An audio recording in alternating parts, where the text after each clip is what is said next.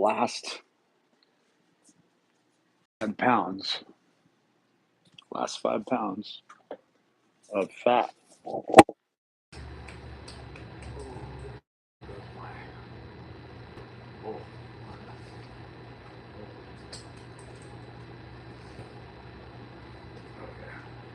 Those aren't designed very well.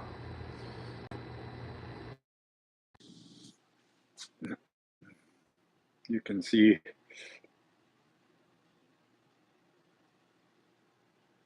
the bending and contorting doesn't reveal any illusions.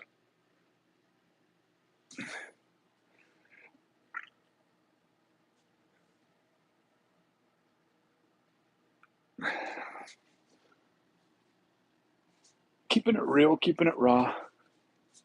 Just an old dude showing muscle separation or lack thereof. These are 32s right here. It's 32 slims right off the rack that my friend got for me. Got a little under a 44 chest, 50 inches across on the shoulders. The arms, though they look a little bit larger than that, they're about 15 and a half. And when I hit the gym and I start weight training, they go up about an inch. The shoulders go up, the waist goes down, and I have a history of training, and those motor neurons really start to kick in. Like that muscle memory is a real thing, So 2024 is going to be a really, let's see if I can do this without knocking them out again or breaking my glasses. There it is. And that's it. That's my waist. That's me being able to take that off the rack. And I'm not Brian Johnson. I'm not a millionaire doing this. I'm doing this on state benefits. After going through hell with a lying, malignant, narcissistic ex-wife who I only married like an idiot in order to just after not being married for years, an agreement. You're absolved. you're okay, you're white trash living out of wedlock, but you're not rich. To the point where I was making 6 figures, and that's when she came after me after she ran out of, using other people. Many malignant narcissists, probably all egomaniacal people, are focused on money. They're focused on a reward system. They constantly, like a drug, like a rat in a maze, a cocaine maze, go back to that over and over again. So you're witnessing somebody who went through extreme stress, and what I have is what I've understood, and I would still be in a much better position now, as far as any sort of anti-aging effect. I saw, after being a top trainer for a top company in the world, I saw the full effects of living that lifestyle of fasting, protein. Not that that's the protein of choice. I used to, when I could afford it, I used to order my protein from proteinfactory.com. I don't even know how they're doing anymore. And to add to it, I've only been doing this again for about 9 months. I started training again around this time last year. And then a very unfortunate event occurred where once you're changing your diet, fitness, and you're coming out of a very dark state that's basically your homeostatic steady state toward death, where your body is saying, okay, this is stasis now. This is as good as it gets with nutrients. This is as good as it gets with blood flow, systemic blood flow. This is where our stress levels are.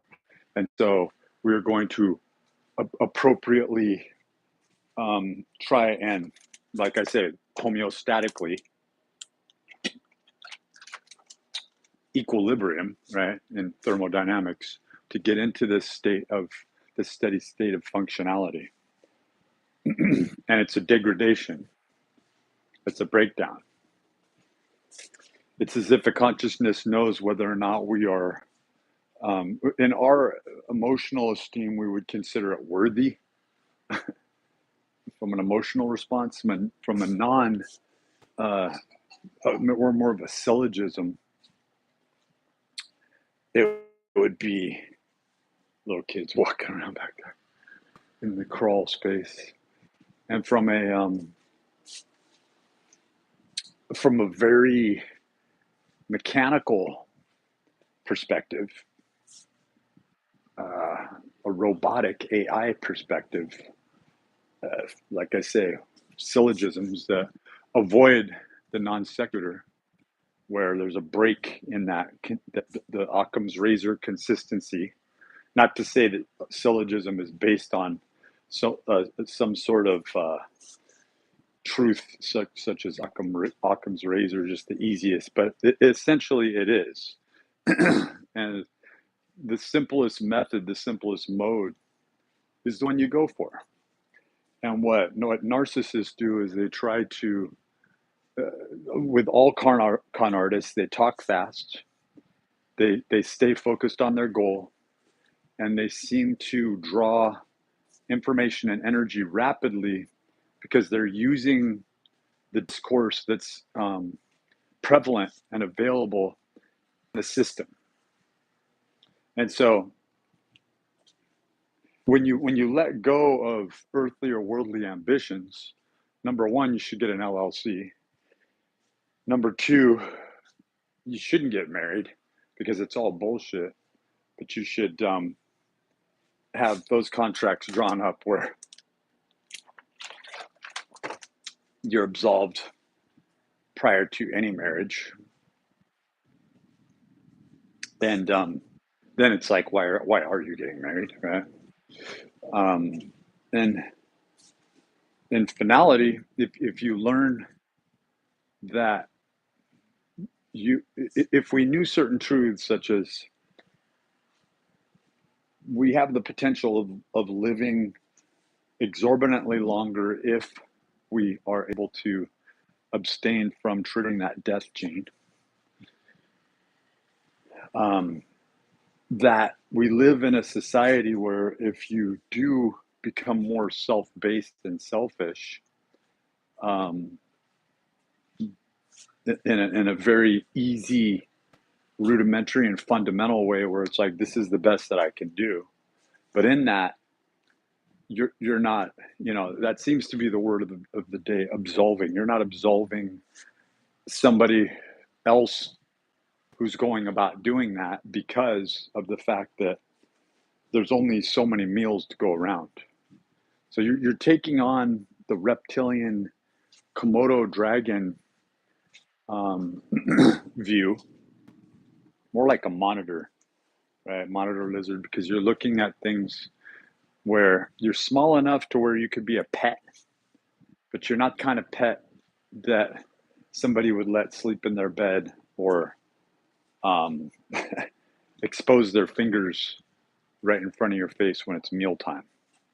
You're the kind of pet where you have an understanding, and in that understanding, I think the reason that people like to be around reptiles, this seems off track, but it becomes a shared experience of, it's, kind of like kill or be killed, but when peacetime comes, even people that were in opposing sides or positions.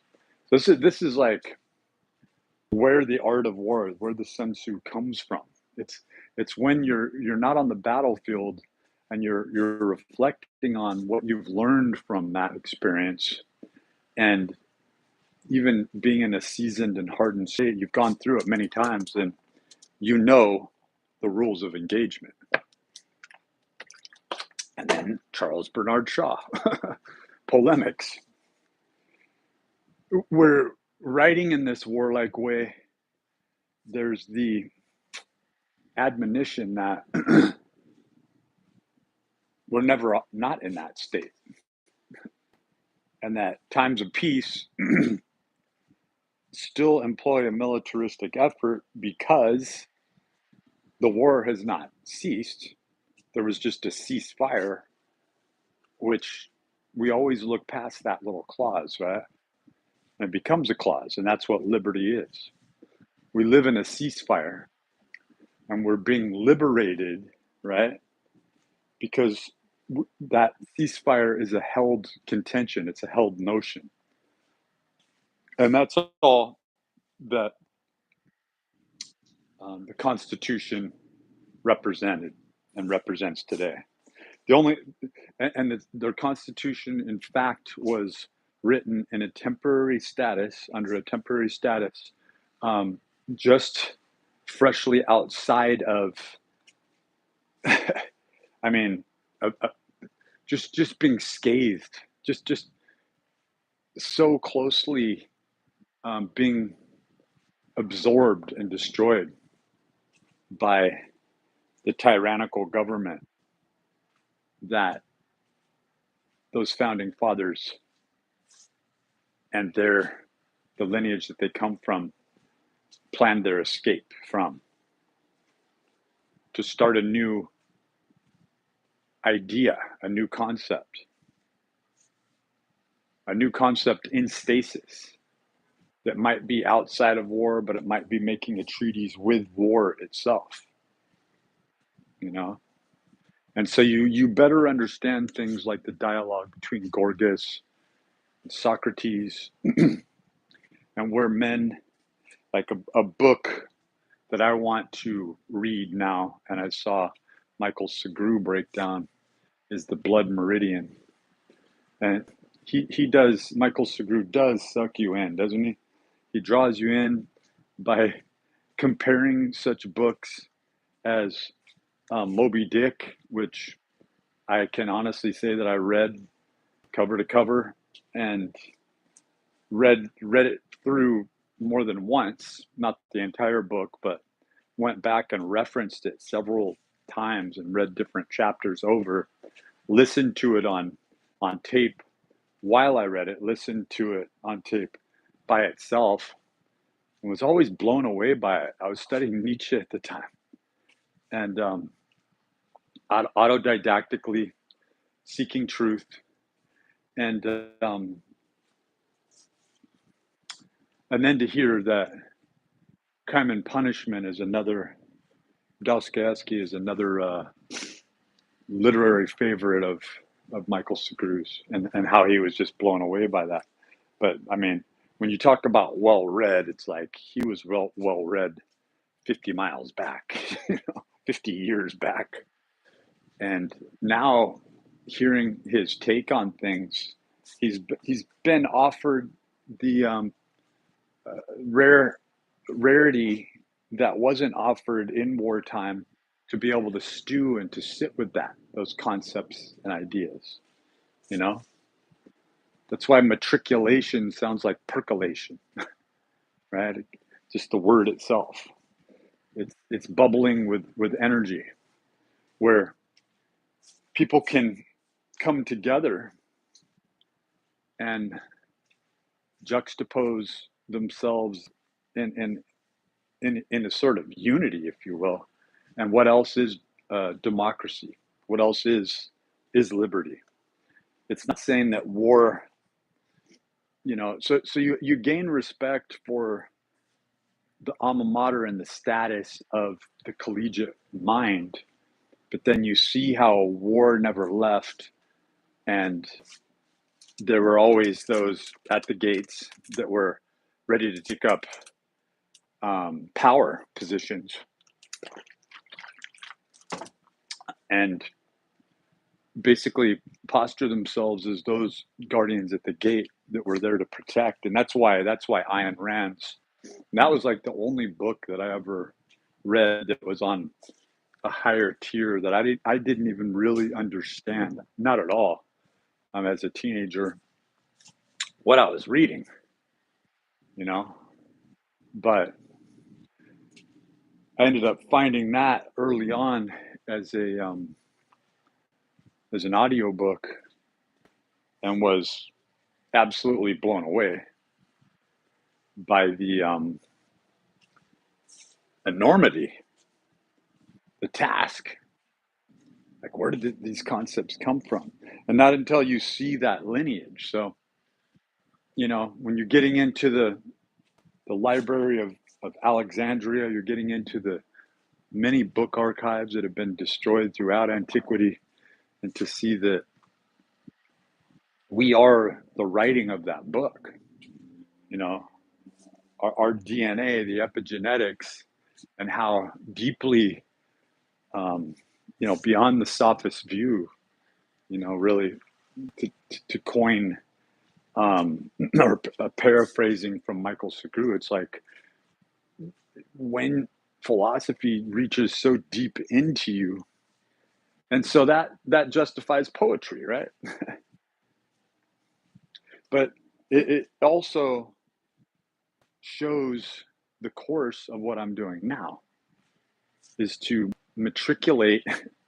Also, very much so sounds like, you've got the energy unit, the metabolic equivalent unit, metaphysics. You have this rumination that occurs while you are exercising, while you are walking, and you are burning calories. And you are thermodynamically taking in this entropy, this heat, and transforming it into something else. It's no longer just a thought, an idea. So it's, in a quantum physics, quantum mechanics sense, you are swirl on spinning yourself, your concepts, thoughts, and ideas, the speed of thought, moving in a much more transcendental, transient, and transformative way than light itself, but possibly riding on those quarks, right? So that's the importance of a daily walk. That's why Nikola Tesla walked between 8 and 10 miles a day, right? That's why Abraham Lincoln walked a similar and greater amount, right? That's why eggs were a staple. That's why birds were a study and are a study.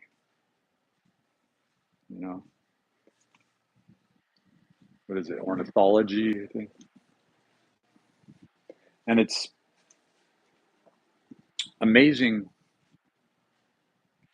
how the bird is so present in our dream state and how we rarely look up, but in the subconscious pathos and play of what's going on as we are ambitiously seeking relationship, eating lunch, walking at the park, taking a bike ride, maybe going through nefarious plans. We're talking about humanity as a whole, not and to say to give a valuation of, okay, here you are in this college. Here you are matriculating with your constituents, right? But do you see the Gauss sequence, 101 on the way up, 101 on the way down? And do you see the guy in the park across the street who's never stepped foot in this college or has so only to ask for money that you pass by? and who's also there every day and experiencing, and he's also on the fringe of that bubble, of that consciousness bubble. And that in a sense, in a strange sense, the only reason you are able to, the possibility of a juxtaposition in the first place, right, is because those constants, those constructs have, within the construct, say, let's assume of the monad, let's assume that the sphere represents a precombinant factor where a certain consciousness, Dasein, however you want to call Hegelian, Heidegger, esteem there, a consciousness that isn't God, isn't man, but is something else, and almost, but without it, it's a step, it's position. It's a position that I call the flicker. The flicker is a concept that the purest source will visit every proximal, every place, every possibility, every potential, every probability, every uncertainty principle based. And it's more alive and more profound in its, and it's traveling outside